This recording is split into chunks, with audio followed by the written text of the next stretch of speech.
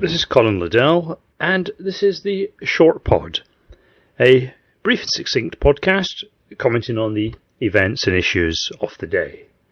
And today it is the 1st of November 2024. In the next few days we will have the US election. In fact, the US election has already been underway for a few weeks now with early voting, etc. And in a few more days we will find out whether Donald Trump or Kamala Harris will be president.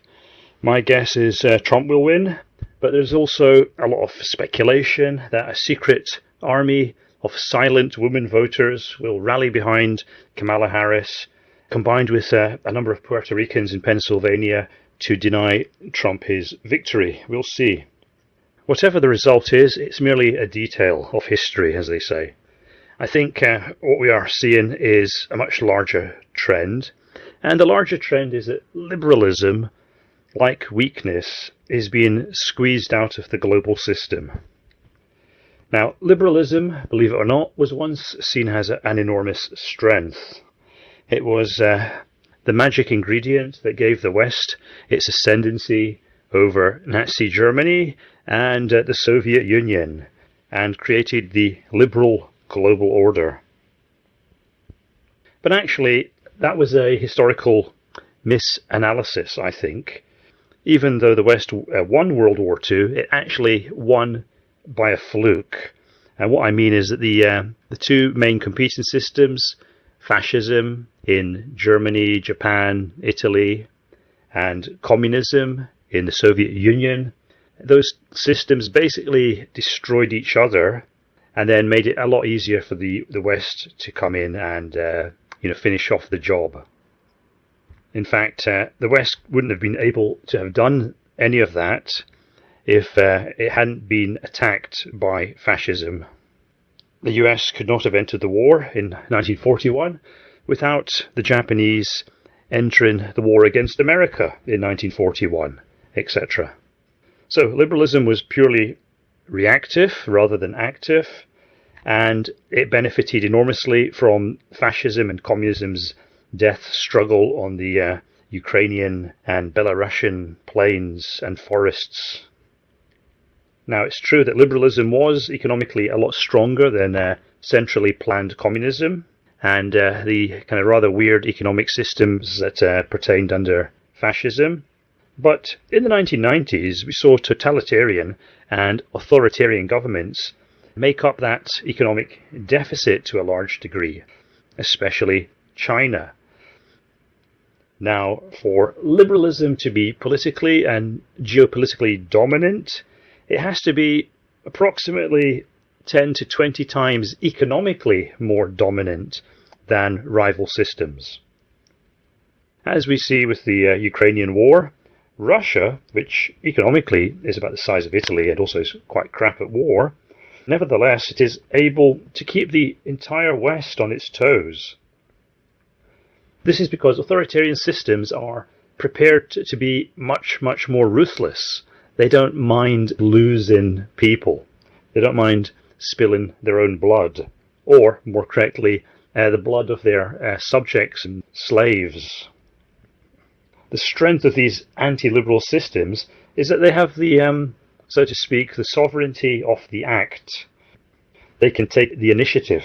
They can call the shots. They can set the pace. Liberal democracies, by contrast, tend to be reactive. Thus, essentially, inherently, they are weak. Furthermore, they are also unable to take out enemies within and without. Okay, the US participated in a lot of drone assassinations during the war on Islamic terrorism back in the zeros and the teens, the 20-teens, but that was a stretch. With liberal democracies, it's always about more human rights. They're really hamstrung in what they can do. Anti-liberal authoritarian societies like Russia, China, Iran, Israel to a certain extent are not. Russia can take out Navalny, who they saw as a threat to state power. The Americans can't even cancel Elon Musk's space contracts. But as these anti-liberal and authoritarian societies continue to gain power and ascendancy over the West, there is a tendency for Western liberal democracies to start adopting some of the characteristics of their rivals. Now, we could see Trump in this light. Trump is essentially a kind of semi-authoritarian figure. He's made a lot of threats about the use of state power if he is elected. And also there have been a lot of threats against Trump from the other side. So we're starting to see the rise of authoritarian characteristics in Western societies. And also we can be sure that whoever wins the US presidential election, half the people will feel oppressed. If Harris wins, people on the right will feel oppressed, and they won't be entirely wrong, and vice versa. In Britain, in the UK, people have commented on the new Prime Minister Keir Starmer's oppressive tendencies. We saw this with the riots, which were kicked off by disinformation, which we now find was not that far off the mark. The killer of the 3 little girls, who happened to be an Ethiopian but born in the United Kingdom, he was in fact dabbling with Al-Qaeda material. He has been accused of certain terrorism charges. This doesn't mean that the disinformation used to spark the riots was right, but they chose this narrative of Muslim terrorism for a reason, because Islamic terrorism is not essentially Islamic. It's basically a flex by alienated loners in multicultural societies. But the disinformation that sparked off the riots in the UK does seem to come from Russia, and it was definitely boosted by Russia's network of influencers on X and other social media. And the Starmer response, which, on the face of it was heavy-handed and a little bit totalitarian, you could say was justified from the perspective of protecting state power. So Britain, in response to Russian Kremlin ops, was deploying its own authoritarian totalitarianism. And we see that in the sentences dished out to the perpetrators of the rioting. Likewise, in America, the guy that tried to attack the Pelosi's and who actually hit Nancy Pelosi's husband with a hammer, he's been sentenced to life in prison with no hope of parole. To my mind, that seems a little bit heavy-handed. People get much more lenient sentences for much more grievous and horrific crimes. But we have to see this in a political context. This is essentially a political authoritarian act by the American establishment to protect its leading politicians, especially on the kind of Democratic side, from this kind of weaponized autism that bad actors like the Russians exploit. So this guy who attacked the Pelosi's, he obviously had his head full of all this kind of garbage that goes around on the internet, and which is used to polarize and destabilize the West, something which the West is a lot less able to do to its rivals. Likewise, in Japan, liberalism is being squeezed out of the system. The recent election was a defeat for the Liberal Democratic Party. They lost their majority. They will now have to find coalition partners to remain in government. This will be quite tricky, quite difficult. There'll be a lot of horse trading, a lot of backroom deals.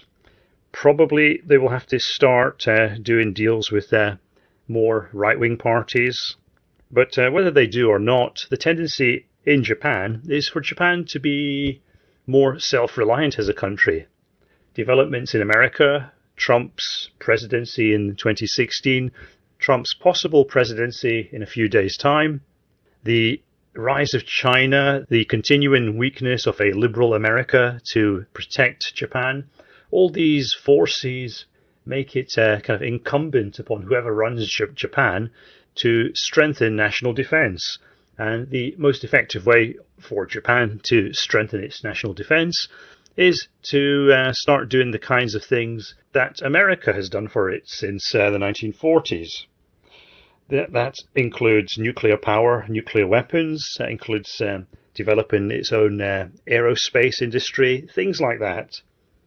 So the Japanese will be forced to move towards governments that take a stronger line on national defense, which have a more militaristic culture. So across the world, in a way, thanks to the success of liberalism and globalism, we see the rise of anti-liberalism. And we see liberalism, like weakness, being squeezed out. Now, globalism created a framework in which a lot of countries could develop, in which a lot of countries could become more powerful. Countries like China, Japan, India, oil-rich Middle Eastern countries, etc. All these countries could float up on the rising tide of globalism. And this enabled them to start asserting their own interests, but without our Western liberal culture and without our Western liberal democracy. And so we've created this challenger, this authoritarian anti-liberal challenger, which is forcing our Western societies to become more and more anti-liberal and authoritarian. So there'll be a lot of twists and turns in the road, but that's the long-term projection, the long-term trend, as I see it, over and out.